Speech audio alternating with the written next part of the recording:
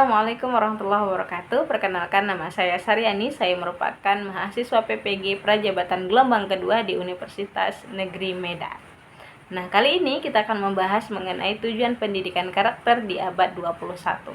Adapun tujuan pendidikan karakter di abad 21 yang pertama, meningkatkan mutu proses dan hasil pendidikan yang mengarah pada pembentukan karakter dan akhlak mulia peserta didik secara utuh, terpadu, dan seimbang sesuai dengan standar kompetensi lulusan pada satuan pendidikan.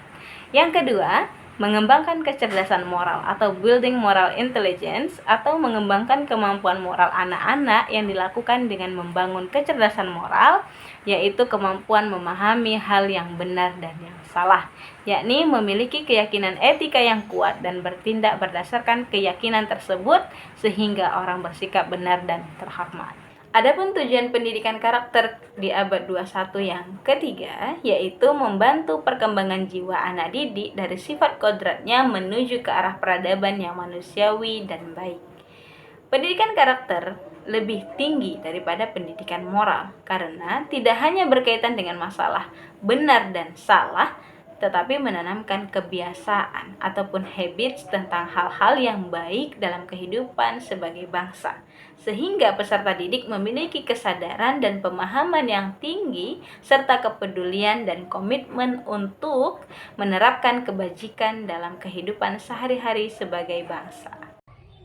Tujuan pendidikan karakter abad ke-21 selanjutnya yaitu upaya menanamkan, membiasakan, mencontohkan, dan melatihkan tentang praktek pemahaman dan pengalaman nilai-nilai karakter, sehingga nilai karakter tersebut menjadi jati dirinya, identitasnya, cara pandang, serta kebanggaan dan kecintaannya terhadap bangsa.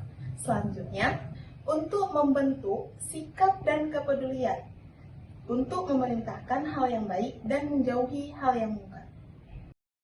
Selanjutnya, memahami, menghayati, dan mengamalkan nilai-nilai budaya yang tumbuh dan berkembang di Indonesia, seperti gotong royong, kekeluargaan, saling menghormati, saling menghargai, sopan, ramah, mengedepankan musyawarah dalam menyelesaikan masalah, serta taat dalam ajaran agama. Berdasarkan tujuan pendidikan karakter di abad 21 tersebut, maka teknologi digital memiliki sejumlah karakteristik yang membuatnya menjadi media pembelajaran yang efektif dan terintegrasi dalam pendidikan berkarakter pada peserta didik di abad 21. Berikut adalah beberapa karakteristik utama.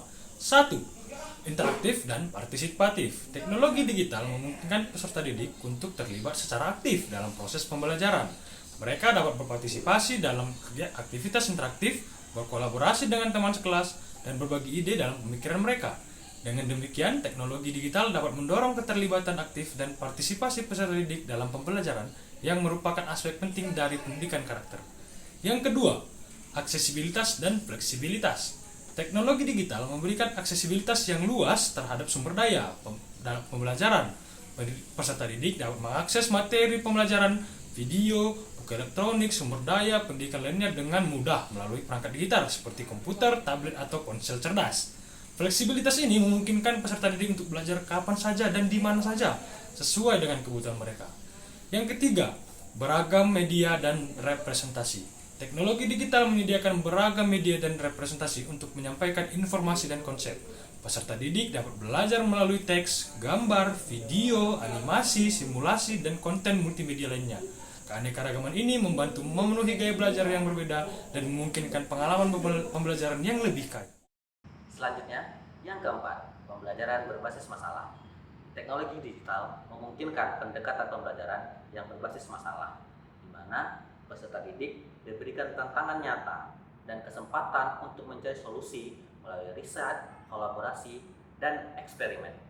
Ini membantu mengembangkan keterampilan berpikir kritis, memecahkan masalah, dan kreativitas yang merupakan komponen penting dari pendidikan karakter.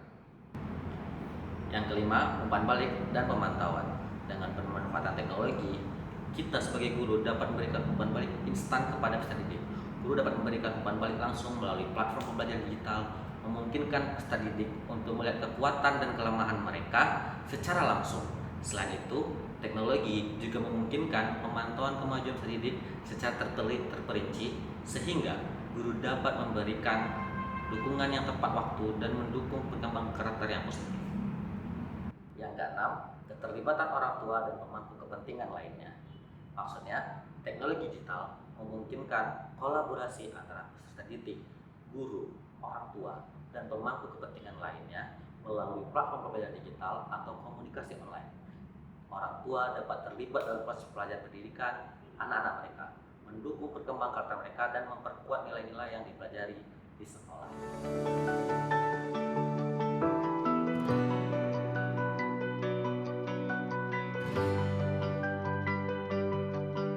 Selain manfaatnya, terdapat beberapa kendala yang mungkin akan muncul pada saat penggunaan teknologi digital sebagai media pembelajaran pada peserta didik dalam pendidikan abad 21, khususnya virtual reality maupun augmented reality.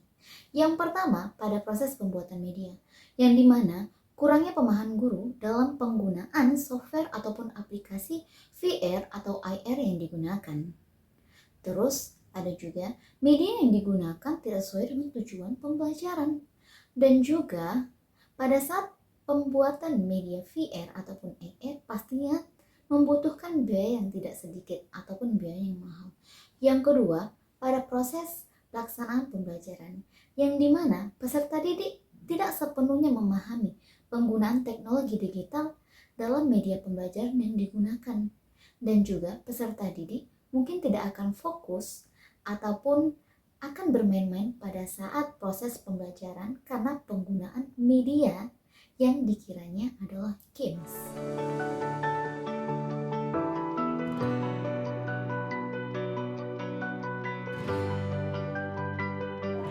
Adapun cara mengatasi kendala yang muncul saat menggunakan teknologi digital sebagai media pembelajaran pada peserta didik dalam pendidikan abad 21 ini adalah, yang pertama pada proses pembuatan medianya.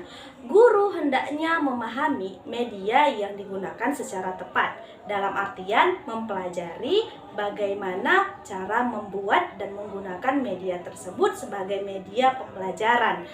Kemudian media pembelajaran ini juga harus sesuai dengan tujuan pembelajaran, sehingga penggunaan teknologi digital sebagai media pembelajaran tidak hanya sekedar pemenuhan administrasi, namun juga karena dibutuhkan.